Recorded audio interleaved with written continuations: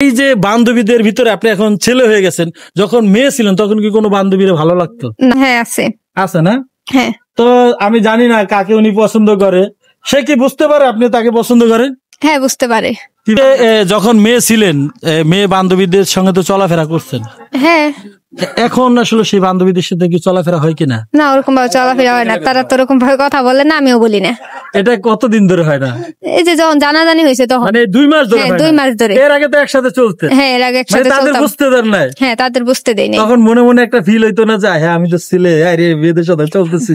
হ্যাঁ এরকম আমি ভাবতাম, কিন্তু ওরা তো বুঝতো না। ওরা বুঝতো না মানে আপনি মজা নিতেন আর কি? হ্যাঁ আমি মনে মনে হাসতাম, মজা নিতাম, কিন্তু ওরা বুঝতো না। মনে মনে হাসতেন আর কি, এই তো? হ্যাঁ। তো এই যে বান্ধবীদের ভিতরে আপনি এখন ছেলে হয়ে গেছেন, যখন মেয়ে ছিলেন তখন কি কোনো বান্ধবীর ভালো লাগতো? না। এখন কি কোনো বান্ধবীর ভালো লাগে? না।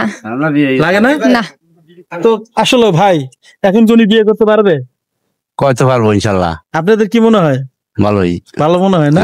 বিয়ে করাইবেন? শালি আসালাম, শালা হয়েছে। শালি ছিল, শালা।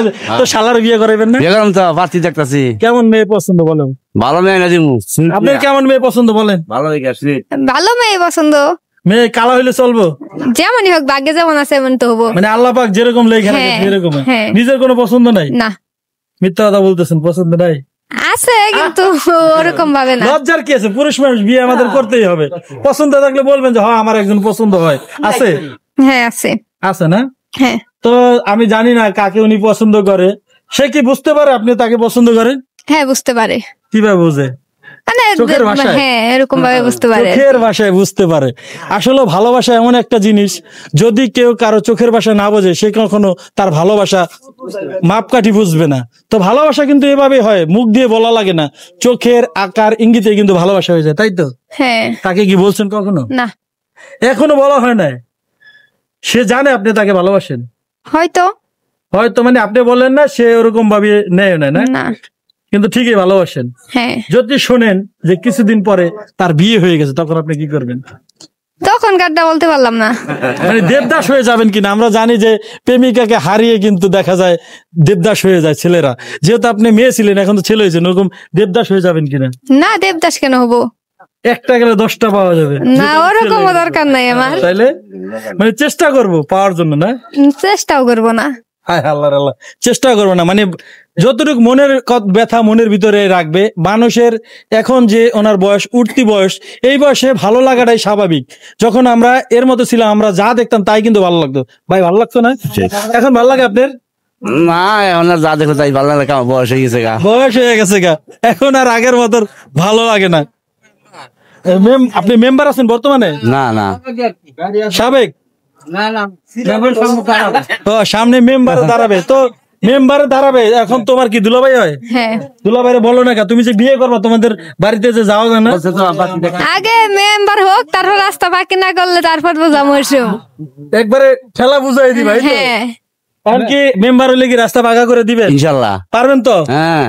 তো এই এলাকায় সব 10 যারা আছে সবার কাছে দোয়া চান, ওই যে ভিডিওর মাধ্যমে বলেন। ইয়ারা আমার সবাই বাইরে যায়, বাইশটা কথা বলেন যে আমারে করে দিলে আমি পাকা করে দিব। না আমি বলছি ওয়াদা দিবেন, ওয়াদা ওয়াদা। না আমি ওয়াদা করে দাও না।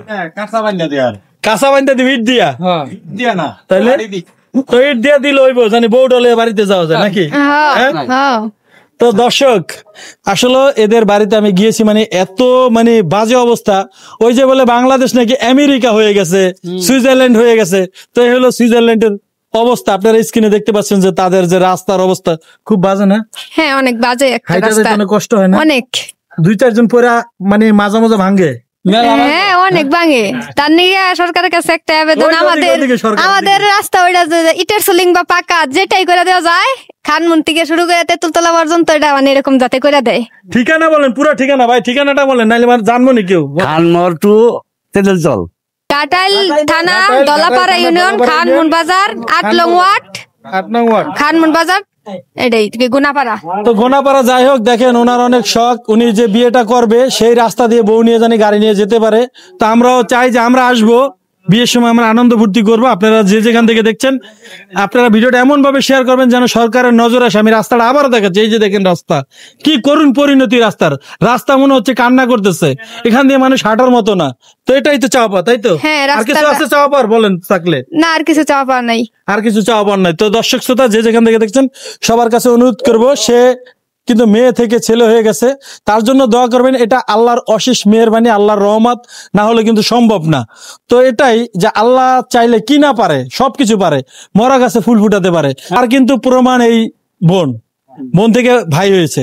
তো যে যেখান থেকে সবাই ভিডিওটি শেয়ার করে দেবেন। সবাই ভালো থাকবেন, আল্লাহ হাফেজ।